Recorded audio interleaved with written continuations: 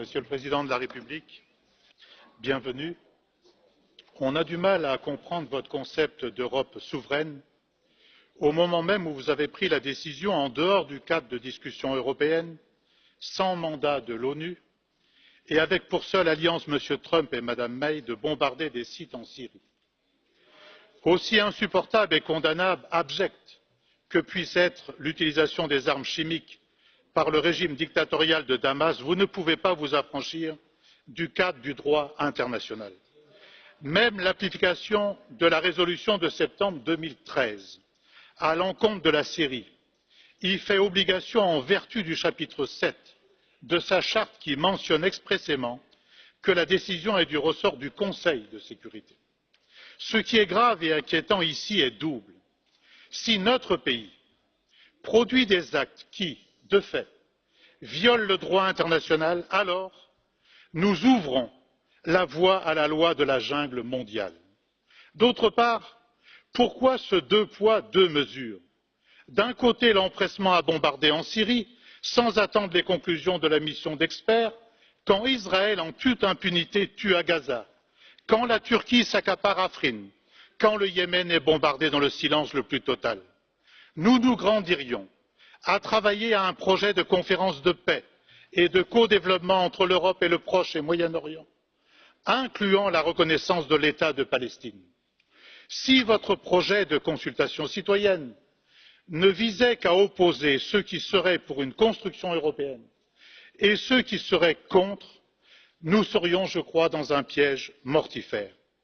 Il existe une autre voie, bien plus productive, celle d'un chantier de transformation progressiste, sociale, démocratique, écologique du projet européen. La voie moderne et nouvelle d'une union des nations et de peuples associés libres, souverains.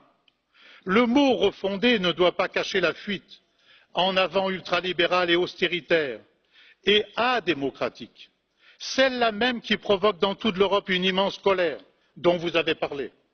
En France, le bouillonnement des salariés, retraités, privés d'emploi, de celles et ceux dont la vie est précarisée, voire broyée, provient de plus d'une décennie d'austérité alors que les grandes entreprises dégagent des profits et que l'évasion fiscale bat des records.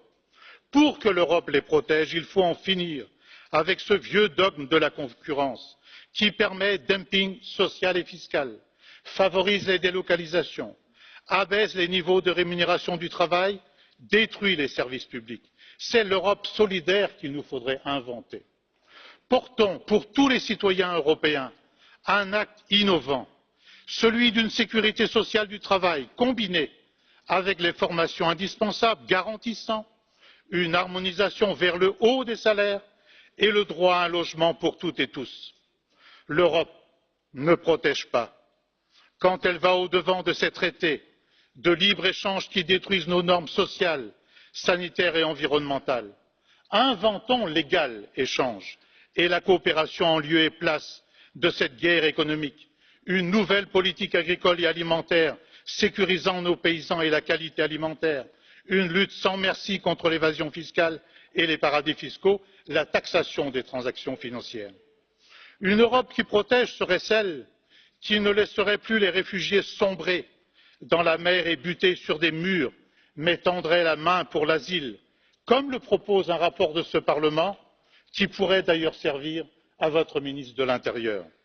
Pour protéger les travailleurs et les peuples, pour la souveraineté, il faut avoir le courage de s'émanciper de la domination des marchés financiers et inventer des mécanismes nouveaux permettant d'annuler des dettes illégitimes, d'en renégocier d'autres et de se donner des moyens de mobiliser efficacement les énormes sommes d'argent que crée la Banque centrale vers l'économie d'avenir, les services publics, la transition environnementale et numérique, grâce à la création d'un fonds de développement humain, social et environnemental.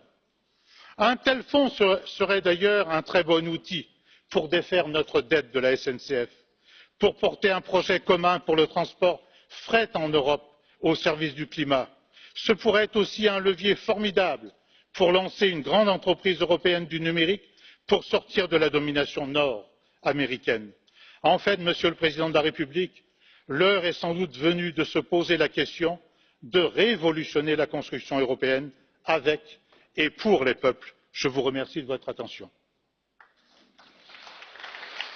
Per il gruppo Europa della Libertà e della Democrazia Diretta,